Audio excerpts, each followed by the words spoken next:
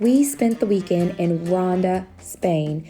Y'all, it was amazingly, breathtakingly beautiful. The history, the architecture. It's truly just something you'll have to come visit us to see for yourself. First, there, we decided that we wanted to go to the bull ring. This bull ring is claimed to be the oldest in Spain. There's an attached museum where we were able to learn all about the history of modern bullfighting. Now, I know bullfighting in Spain is controversial, but we found it interesting and we respect the culture.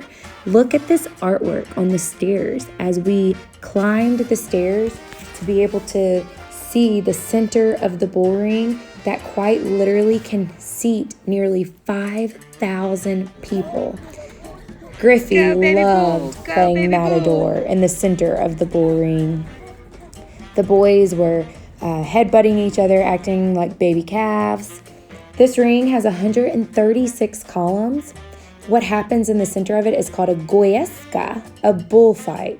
And lovers of bullfighting from all over the world come to learn what Ronda bullfighting is and to truly watch the art of bullfighting. Grady was a little afraid here.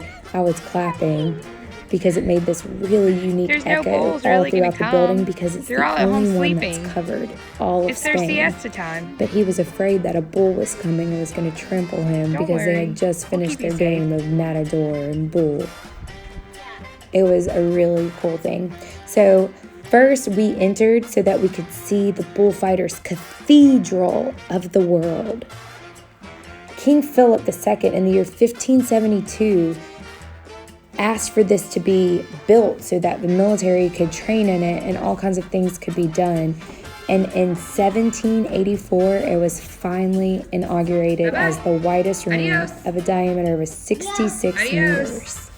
Antonio Ordonez, forgive my newfound Spanish, is the one who is presently the master of bullfighting. It was a great adventure.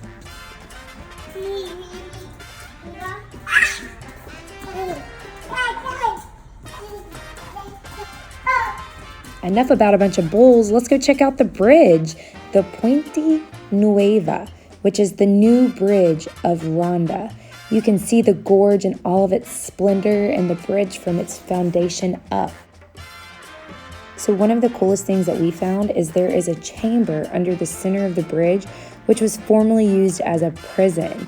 The entrance is through a square building to the right, which used to be a guard tower. The door right there is the prison, and it was said that they would throw people over the bridge down to their death in the river into the Tahoe Gorge if they had done something wrong. We watched this beautiful and amazing sunset.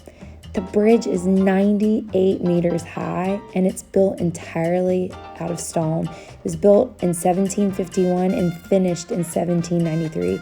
Y'all, that means it took 42 years to build.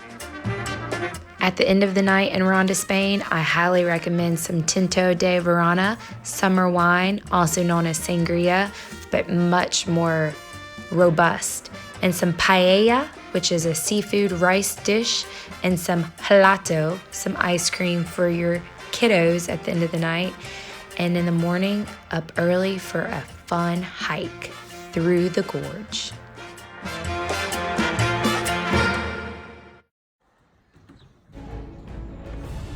Gonna be a good day. The sunrise was equally as beautiful as the sunset. So we gathered up all of our hiking gear to travel through the gorge. So you don't go racing down. Now our boys are pretty experienced hikers. We take them hiking often. I'm not going racing down. I'm not going racing down. Ooh, this is a steep one.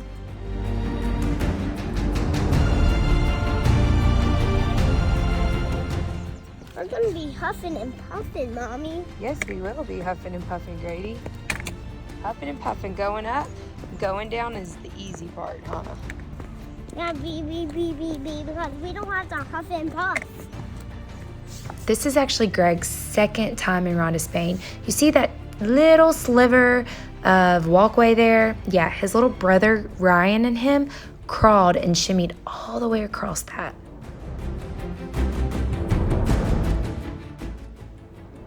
These little rock formations are thought to be memorials people make for people that they love. And then some people say they're just rocks that someone stacked up. I'm not really sure either way. But look at this view, y'all. Isn't it amazing?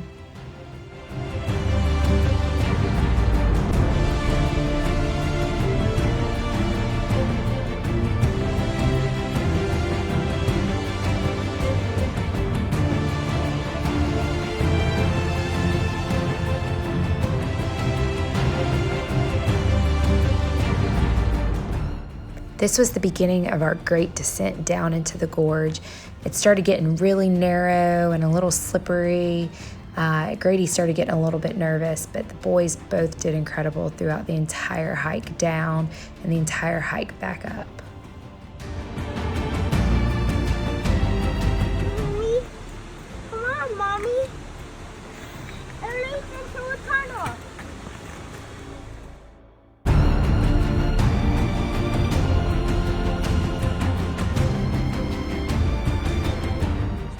And you have a Imagine how scary it would be if you saw like an army come down the hill. You'd be like, oh no. no. Imagine an army right there, and this is one person right up here. I don't know what I'd do. I wouldn't have enough arrows, I don't think. If there were. If you truly want to make history come alive for your boys and girls, guys, get out there on these trails and hike.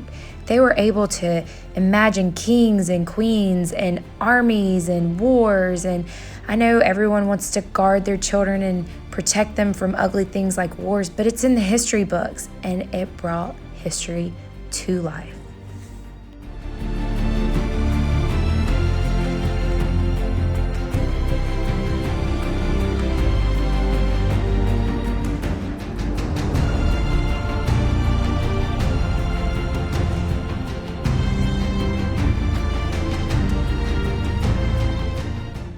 And no matter what anyone tells you, there's always time for a goldfish break.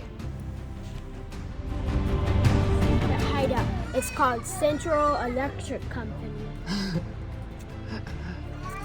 And it's abandoned. Yeah.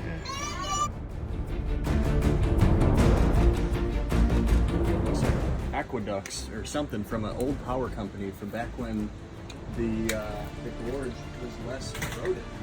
And so what we think is happening here is that back in the day, this old building served as a power company and maybe had some like water wheels or something that came through, and the water flowed through here and then down through these tunnels. And they're really kind of narrow and scary, and I would want to go down it by myself, especially not with kids.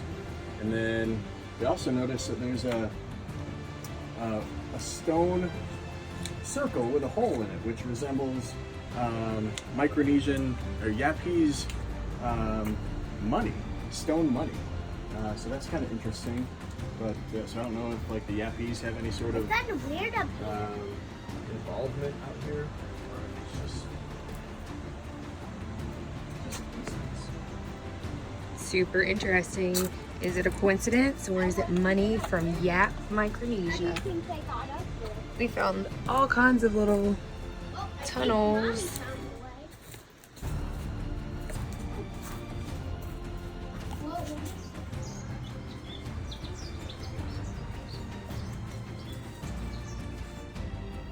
Could this be more stone money from Yap, Micronesia? Stay tuned.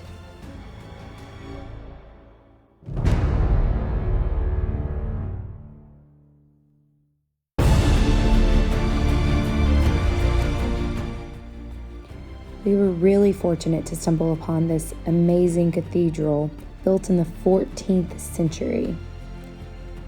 There was not a single detail in this church that was left behind. It apparently had recently been restored to its full glory. The altar was mind-blowing, and you could feel the Holy Spirit envelop you as soon as you walked through the doors of this church.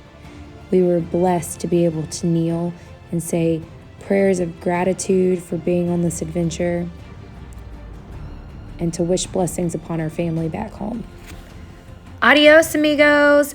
Continue to follow our adventures at lifewithlanies.com. Click like and subscribe to our channel, and we'll keep dishing out the adventure.